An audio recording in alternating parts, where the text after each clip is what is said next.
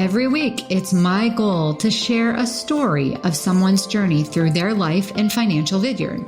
We take you from their roots to the journey of their vines and the influences in the air that have helped craft their delicious lives. Like wine, life and finances have different palates that should be celebrated and not judged. We welcome you to this edition of Wine and Dime with Amy Irvine. We have a very special guest in today's show, one that I have been so impatiently waiting to record. It's Dr. Katherine Larson. She is going to be talking about a show that is going to be taking place at CMOG that combines her passion, which is glass, and my passion, which is wine. So this is going to be such a dynamic show for both of us to see it come together from the standpoint of our two passions. Kate, welcome so much to the show. Thanks, Amy. I'm so pleased to be here. I've also been looking forward to this as like a little highlight on my calendar all month. So thank you. Lovely. Well, before we get going, before we actually get into, because I really want people to hear your journey. I want them to understand where you've come from and how you've gotten to this point of your career and where you're creating the show. I have to know, it is Friday that we're recording the show. Is there a special bottle of wine that perhaps you're going to go home to tonight? We'll talk about it in a little bit, but one of the really enjoyable things for me in working on this exhibition has been getting to learn a little bit more about local wines and some of the local wineries. So right now I'm really enjoying some of the Dr. Frank rosés. It's summer. It's been warm. Having a nice chilled glass of rosé when I get home is always a pleasure. Yeah. So it's just the right season. And it's the non-sweet, the nice dry kind of minerality. And there's just like that little bit of, like rosé, it's just so pretty and celebratory, and it's like champagne without the bubbles, isn't it? Yeah. Yeah. That's what I always think of rosé as well. Actually, last Saturday, so we're recording on June 18th, but last Saturday, which was June 12th, was National Rosé Day. So I took a little journey. I didn't even know. Yeah, I took a little journey. We went to Vice Winery on Cuca Lake, then we went to Ravines Winery, and then we went to another winery at the bottom of Cuca Lake, that the south end of Cuca Lake, that was up on the hill up behind Pleasant Valley Inn, tiny little winery that's up at the top there. But yeah, we rosé hopped is what we said. So totally with you. It's a great, Brent and I tend to drink it sort of year round, because when it starts to get warm, February, March down in Florida, we'll start in on the rosé wine. And I tend to really like the reds, more than the whites necessarily, but rosé has both. Yeah. It has the lightness of a white, but the flavor of a red. So I'm right with you. So I'll have to figure out which one I'm having tonight. Now that you got me started on that. Choices. Yeah. So for anybody listening, go, I even tried a Malbec rosé the other day. I happened to come across one that was in, GCP, I guess it was. And I thought, a rosé Malbec, that's one that I don't see a lot of. So no matter what your flavor is, you can probably find a rosé that's made out of the grape that you really like. So that's your journey over the next weekend. That's your goal. Find a rosé. Find a rosé. Well, digging into your story, so skipping over to the vineyard that you formed, I think the first time I ever met you and your husband, I was in complete awe of some of the places you've been and the journeys that you've been on in your education path and the development to your career. And I think it's, I didn't even know that you could do some of these things that you've taught me about. So I'd really love to take a step back, and even as far as going back to when you were a kid, what started, I guess, what was the earth that started your vineyard formation? What got you going in the path that you're on right now? So my current job title is Curator of Ancient Glass. at the Corning Museum of Glass. Mm-hmm. And so essentially I got to this by way of being an archaeologist, which is actually not a typical way to become a museum curator. Most of them have more art history backgrounds, and I have more kind of a, I'd call it dirt archaeology background. But when I was a kid, I was always really interested in history. I loved reading National Geographic and learning about people from different places and cultures and history, and kind of thinking about the ways people lived in different places and time periods. And actually, when I went to college, I was especially kind of in that very 18-year-old way of investigating, understanding your roots and where you come from. And I was raised in a Christian background and really wanted to learn more about kind of the history of the Bible. So I kind of got into it that way. And the college that I went to, Macalester College in Minnesota, had an archaeological excavation in Israel. So it was a great opportunity for me to, do some international travel. I traveled abroad once previously, so it's a way to kind of get abroad, see some things. And so I joined the project, went on it, and just fell in love with it. It was just, it was outside, it was in the sun, in the dirt. And it just really appealed to me, and a way of really kind of getting your hands on the past. That was I really enjoyed, and just kind of followed along from there. Went on and long and winding course and many obstacles and over a decade of education. I think I realized at one point that I'd spent more time in postgraduate or in college and university education than I had in, pre-K through 12. Most people kind of get to 12th grade and they're like, all right, and anything else is fine. Just. So when your primary schools less than your post primary school, you're thinking, okay, it's what am I going to do with this, right? Yeah, I'm in school for a long time. I was in school for a long time, and it was great. I mean, I loved it. It's it's learning, it's research. I mean, it was everything about it was great. And based on what you're saying to me, I mean, even thinking about what you do as a job, I mean, really your education just is continuous, right? You're just constantly educating yourself about, in your particular situation right now, glass. I mean, that's your ancient glass, but you're constantly educating yourself about new finds that are out there. As a curator,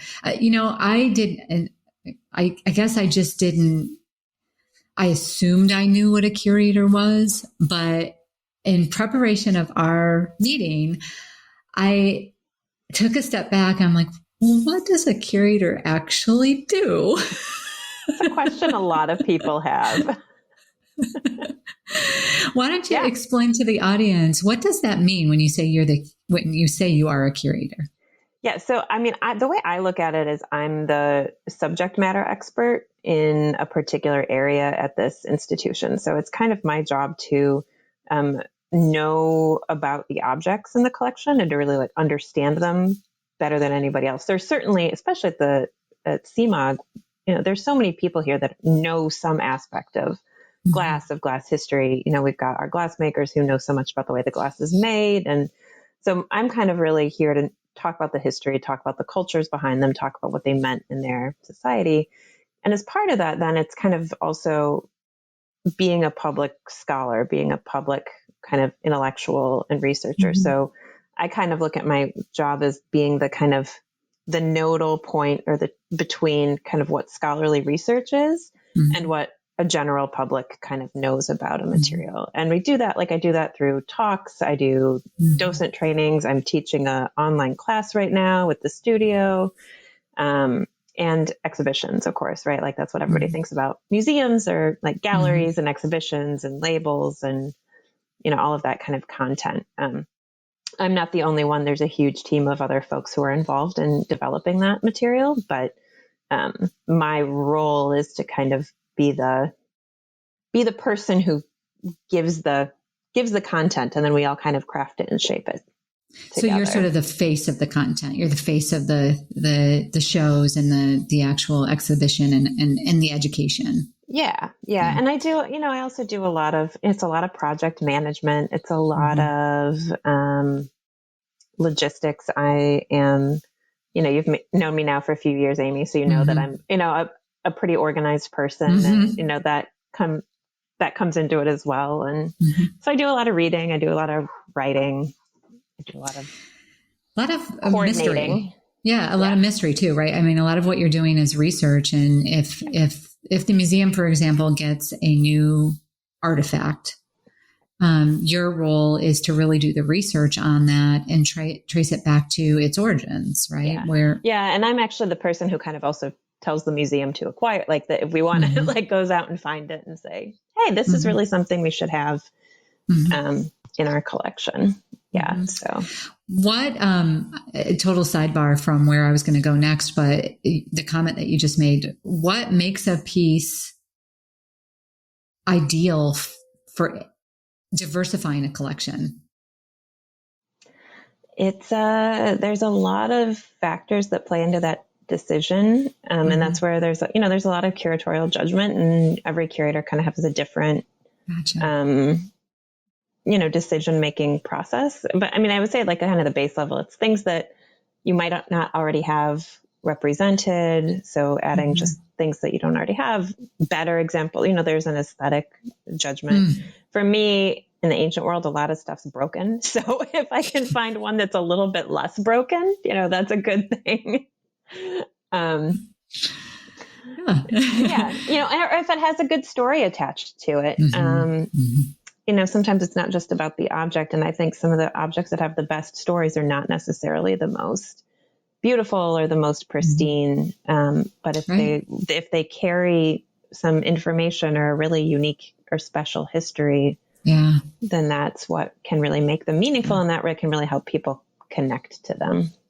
So I minored in history when I was in college, and I took an art history class, and being very right-brained, I never really developed a talent all that much for being artistic, other than with numbers, and that's my artistic side, but I appreciated it. And I was really into that class. Like it was very interesting to me. And the professor that I had been to a lot of the places, and a lot of what we learned was from his slides.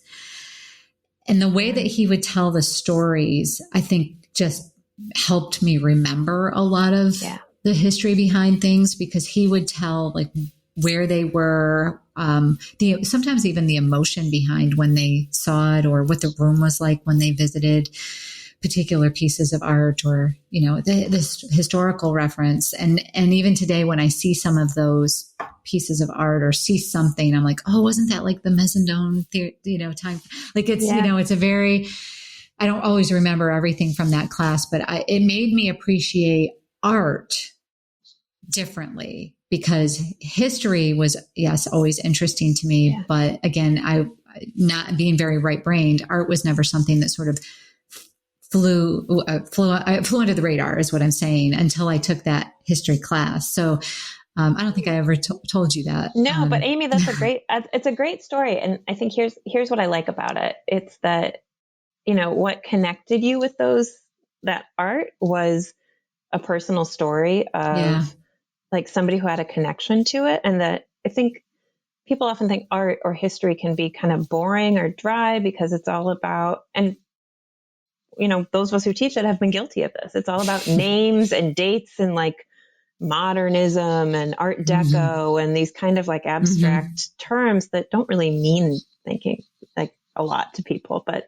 when you can connect it to people and connect it to stories and think about meaning, and really, and this is what I think museums can do really well, is it's not just meaning in the past. It's not just, well, the Romans used to drink out of this goblet, right? It's like, well, why do I care that the Romans drank out of this 2,000 years ago? What does it matter to my life? Well, actually, because that goblet is really similar to the goblet that you drink out of at your house. And why is that? And how can we kind of learn and build and form those connections, not just with, each other, but people around? I think it makes us kind of better humans. Yeah. To be able to have those connections to others around us. And to hear their journey. I think that was one of the things that most was impressive. When I think about some of the, think of our times right now and how artists are allowed to be themselves. You know, they, for the most part, I know there's still some struggles in our society, but for the most part, they're allowed to be themselves, where many artists in history had to hide who they were as people. You know, they couldn't give their true views. They hid them. They hid them in the work that they did. And when you're learning about it in today's world and you're finding those little nuggets in their pieces of work that were their own individualism and their own beliefs hidden in what was considered acceptable work at the time, you know, that's the cool journey that I always go on. Now, when it comes to your show that's coming up, which I can't wait. It's we're releasing this podcast just before the show opens on July 4th weekend, right? Yep. Yeah. Saturday, July 3rd. Yeah. So this podcast is coming out that Wednesday right before that. So we're super excited about that. And again, bringing my passion of wine and your passion of glass together. It's like, this couldn't be any better. Talking about the goblet that, you know, the shape of the goblet that's very similar to what we drink out of even in today's world. Think about how they figured that out all those years ago, that the aeration in the shape of the glass actually brought the flavor of the wine out. I mean, come on. Yeah. What's not the journey and the story there, right? Yeah. Yeah. And it's glass too. I think the thing, and when I first started studying glass, you know, a decade ago, and realizing, you know, the term, like even that we use, like we use the term glass as a material, and also glass is like a drinking cup. Right? Like that the material is so intricately connected to that experience of drinking, and specifically wine glass. Like there's something that's just so, you know, and it's that transparency of the glass that you can see the wine, you can appreciate it. There's that it's tasteless, it's inert. You don't have to, it doesn't get in the way of the appreciation of the wine. It helps I mean, there's so much that brings out the flavor of it. Yeah. And the show's name is actually called Fire and Vine. That's the actual name of the show. If you're looking for it for people that are listening, and we'll have a link in the actual show notes. So if you want to find out some information about it, certainly attend the event. But there's some good material for people to actually go out and learn a little bit about it. And when I was doing some research prior to this, I pulled up the links that you had provided to me, and I was looking at the wine bottle from 1730, the England, wine bottle that's on the website, and like liquid wine kind of made me still got wine in it. I know, it's so cool. From 1730. Yeah. No, so, I mean, there's a little bit of I don't want to say a bait and switch, but the wine in there is probably 19th century. And the reason we know, I mean, it's still like, you know, cool.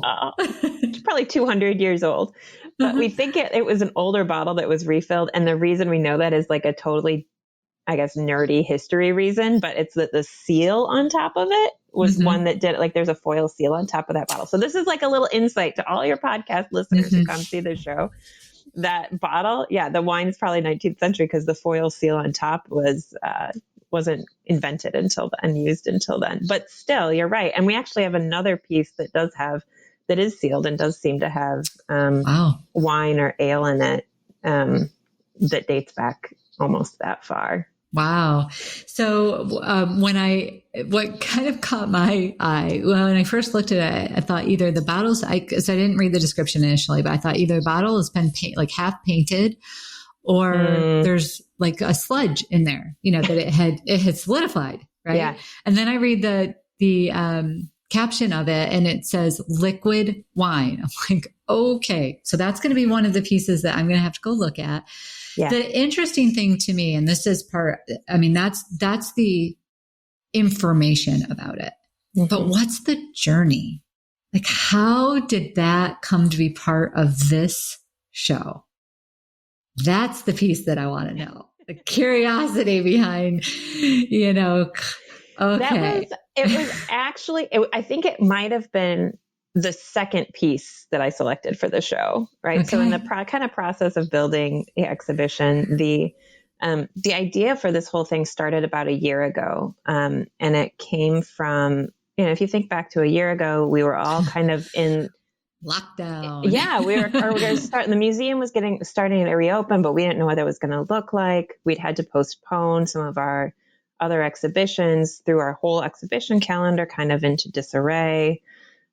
We didn't know, travel was locked down. So we and a lot of other museums kind of started looking internally and said, okay, what kind of programming can we develop with our own collections, with our own material, instead of relying on loans from other institutions that require a lot of travel? What could we do that, again, thinking about limited travel, that might, that would really be appealing and like speak to this region? And then the third part of that was, we'd just gotten this great acquisition over at our Rakow Library. That's a little pamphlet, a little booklet from 1609. And it's in like an archaic form of Italian. So none of us, I can kind of muddle my way through modern Italian, but 17th century Italian's a little bit outside my range and that of most people. But what we think it is it's describing a glass jar to hold wine that would never break and would never cause wine to spoil, right? So spoilage of wine is a big problem. So we'd just gotten this pamphlet. So we were all kind of thinking glass and wine history. And it just kind of felt like an exhibition on glass and wine was the right thing to do. And then that wine bottle with the liquid wine in it from 1730, you were like, okay, well, what objects would we have that support it? It was like, well, we've got this bottle that with wine, like, of course we have to include that. So it was actually the second object I think selected for the show. So I love that you pulled it out. Well, and how did it come to be at the Glass Museum? Like, what was the journey there? Because obviously it came over, I'm guessing it says England. So I'm assuming that it came over on a boat from England. How did it end up in little Corning, New York? Yeah, I think that one, the museum acquires broadly and from all kinds of, we have things from all over the world. And it's something I think that's also really fun about this exhibition, that, we have wine glasses from Japan and from Argentina and all other places. So I think that one came to us probably in the 60s or the 70s from somebody who said, this is a kind of object that should be in the Corning Museum of Glass. And we finally get to pull it out and actually show it off as something that's been sitting in archives for some period of time, protected in an environment that wouldn't allow it to get forgotten, I guess is what you want to say. Yeah. So you've been working on this for about a year now. Is there a favorite piece that you have that, if people are going to go, they should definitely make sure that they see? Oh, goodness. I love this question. It's probably my favorite question. I've got 3 favorite. Can I tell you 3 favorite pieces? You can tell me as many as you want. So one of the great things about working on this exhibition has been the opportunity to really connect with wine folks in the region. And I've learned so much. In fact, I have been getting teased that I'm going to go have a second career in the wine industry. I'll be right by your side. Yeah. I've learned it's been so interesting to learn about the perspective of winemaking and really how glasses are really critical part of that, and learn more about the wine history in this area. I think I would consider myself a pretty typical local resident. I'd done some wine trails. I'd been to the winery, I buy local wines, when I can, or when I'm interested, or to take the family at holidays, that kind of thing.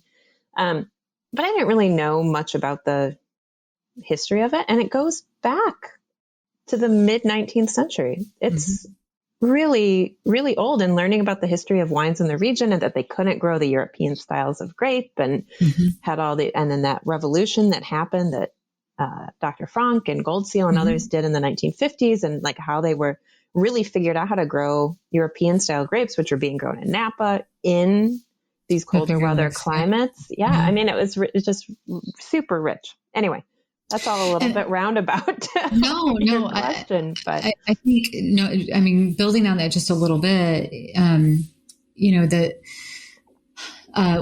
when people from California hear about New York wine, they kind of like, oh, it's New York wine. I'm like, you'd have never had a Lemberger, like a New York Lemberger, or that you can call it either Lemberger or you can call it Blaufränkisch, right? That one grape, Blaufränkisch is Austrian, Lemberger is German. But you don't see that out in California. That is a grape that needs a cooler climate. It needs a slightly shorter growing season. And that hasn't been in this area for all that long, not in comparison to the like you said, the mid 19th century. It's a much newer varietal that they're actually doing extremely well in this area. So thinking about that development and then adding to it, as you mentioned, the ambiance that a glass can bring to, whether it's a rosé, whether it's any kind of white wine or a red wine. I have, they were hand blown glasses. They're the stemless ones, heavy as all get out, but they've got a funky design sort of, blown within them. So when you look at the glass, and it's by nature of just looking at the glass, I can take my stress level like an octave down, right? It's just pretty. Yeah. And then you go ahead and you fill it full of your favorite wine or even a decent wine. And it's like heaven in a glass. Yeah. But it's that combination of, it's a combination of what the ambiance that glass adds to the wine, right? And so in your research, you probably did some studies around why the different shapes with the different types of wine, why we have different shaped wine glasses with the types of wine that we drink. Yeah. And how that came to you. Yeah. It's much more recent than most people would think. It's really kind of a mid 20th century consumer phenomenon. That was kind of think of like standard 1950s June Cleaver kind of Mad Men world, right? Where you're building, like it's kind of, you're building this ambient and there's like kind of a way of serving. And so the different styles of wine glasses really came out of that moment. And even before, red and white wine glasses were a little bit differentiated before that, but not overly. But goblets have been around for a long time, but it just kind of, you'd have a water goblet and you might have a cordial glass and you might have a champagne flute, but a wine glass was kind of a wine glass until this kind of 1950s, 1960s, and actually came out of the Riedel factory, really started to pioneer some of this research in, how those shape of the wine glass may or may not determine the way you taste it. The flavor of it? The flavor. The aromas. Yeah. The aromas. Yeah. What was your favorite? I know you said kind of going around to the different area, like local area and really getting to have some of the conversations. Not being originally from this area, did you feel like that really integrated you a bit more, brought you closer to the history of it? Yeah. I really feel much like I've been able to help me feel more connected to this area than I had been, which has been really fun. And the downside, I'm looking forward to, now that we're kind of coming out of COVID, to being able to explore a little bit more and kind of take advantage and, have like a deeper appreciation, I think, for the spaces. We certainly have tons of wineries in the area. So there's no shortage. The show opens on the 3rd. Will you actually be there that weekend to be walking around and kind of participating in the event, or? I will probably be taking a break because we're in the middle of the few weeks before the show opens are always like really chaotic. All the last minute changes and adjustments and everything. So actually, once the show opens is when I go, and get to relax a little bit. But we're gonna have a lot of programming coming out. You can follow along on the Corning Museum social media and website. There'll be social media announcements. We're going to be doing some events later this year. So kind of stay tuned. Yeah. And it'll be open through the end of 2022. So we've got good year and a half. Yeah. Year and a half to come see it. So great. So people can go out to the Corning, Glass of Museum website, CMOG website, to learn more about it, get some tickets if they want to attend. Are there any restrictions at this point in time that you're familiar with if people are up and visiting? No, we just as of today, never things change quickly, but as of this week, with New York State releasing the restrictions, we are now no longer requiring advance reservations and masks. We request unvaccinated folks wear masks, but vaccinated people can go mask free now. Is the in the museum itself, are things open, like the restaurant and cafe bar and stuff like that?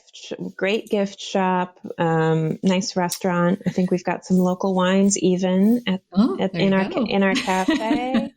We've got great hot glass shows. If you're not familiar with the museum, make some time for that, and even make your own glass opportunities that are also fully operational and staffed up right now. So you can make it. And actually, we're going to have in connection with Fire and Vine, it's a make your own glass grape ornament. So you can blow your own glass, little cluster of grape. Yeah. You can decorate a wine glass. I think you can decorate your own wine glass. Is that the sandblasting? Okay, so the mold blown grape ornament, is that the one that you're talking about that's on the website? Okay. Yeah. I don't know if they've updated the website exactly with everything they're doing for Fire and Vine yet, but it will be soon. So we can't make our own wine glass, but we can decorate our own wine glass. Yeah, the wine glass is pretty tricky to make, actually. So it takes a pretty experienced glass blower to make a wine goblet. Well, I'm sure the gift store has that kind of thing to purchase, and if they don't, then Victrix, I can't even say it, Victrix does. So they do. And actually, I just remembered let me check the date. July 15th, we will be doing a live stream demo, and I'll be on that program as well. July 15th at 5:30 p.m. on our Facebook and YouTube channels. Okay. Chris Rochelle, one of our expert glass blowers, is going to be making some glass goblets through history. So demonstrating some of the different goblet styles. Tune into that one. June 15th at 5:30, you said, right? Yeah. We'll make sure that we put the notes in there for that as well. So if people are interested, go out to the Visit CMOG, I think it's visitcmog.org, is that right? Website, and they can learn more about all of the events that are taking place, learn more about your show. Certainly they can find you on LinkedIn if there's particular questions that they have about you and maybe even about the history of glass, certainly. As you know, we love to end the show, and we so appreciate your time. As you mentioned, this is like down to the wire time. So taking some time out of your schedule to chat with us, I so appreciate it. And getting to know, it's like anxiety in a good way, I'm excited to be able to go and see what is in the show. And now that I know I can also stop at the cafe and grab a glass of wine, like it's perfect. But, we always love to end the show with kind of a final question. We call it the Nourish Your Roots section of the show. It's the dime part of Wine and Dime, right? If there was one piece of advice that you wish you had known earlier, or that you're really glad that you know now, what would that be that you could share with the listeners? I think, I was talking about how I was in school for so very long, really into my kind of early to mid 30s. And I wish that even when I was kind of living on scraps as a graduate student, that I just put like $10 or $20 into a retirement savings account. And it's what they always tell you when you're in your 20s, just do a little bit of retirement savings, because you won't, but I've been amazed since I started saving for retirement after I got my job and was no longer a student, like how it's so satisfying to kind of watch that investment grow and to know that it's there for you when you need it. And I think if I could go back to my 24-year-old self, I'd say, just put $20 a month in. But it's hard, and you don't have the kind of like automatic discount, and you don't have the kind of investment exposure to even like start know how to set those things up. It's hard to do. That's why Acorn, I think, is one of those favored investment savings tools, because they'll round up every purchase that you make. And so pennies make a difference, if your bill comes to $20.15, they're going to put that 85 cents in. Well, over the course of a week, it does add up to $10. So, and you don't feel it as much, right? It's not, you don't feel the cash flow pinch as much. And as much as they are kind of expensive in nature, we still like people to start to use them for that particular reason. So, thank you for sharing that, Kate. That's a great, all I can say is I agree on your,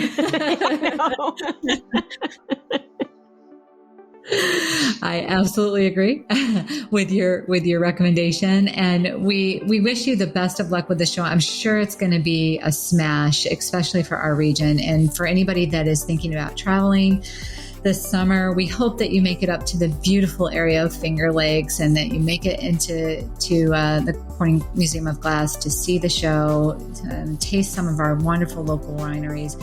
Right next door to our office on Market Street is a wonderful new restaurant / tasting bar, really, that will give you such opportunity to explore the wine of our region all under one roof.